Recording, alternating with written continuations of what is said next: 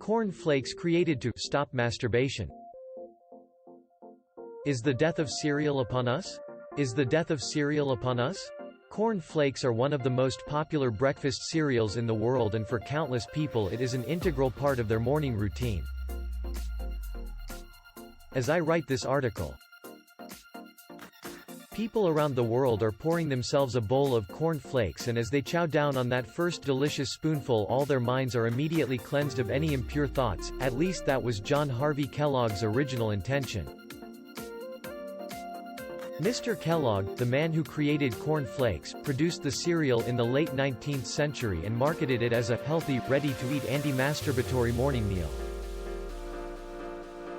He was a Seventh-day Adventist and worked as a physician who staunchly believed in celibacy and that sex was unhealthy and immoral. Mr. Kellogg was such a firm believer that sex was damaging to the mind and body that he slept in a separate room from his wife and never consummated the marriage, choosing instead to adopt all their children.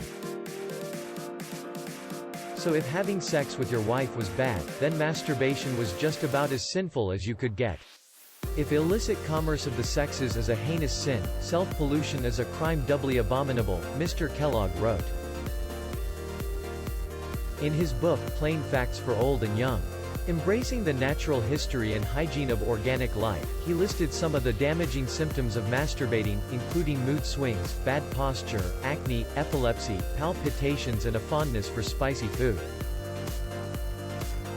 But Mr. Kellogg had a solution to all this suffering, believing that meat and rich flavored foods increased sexual desire, while plain foods like nuts and cereals suppressed it. With this in mind, he set about making a range of plain-tasting breakfast foods that would once and for all put a stop to these impure desires, which resulted in the cereal we know and love today, cornflakes.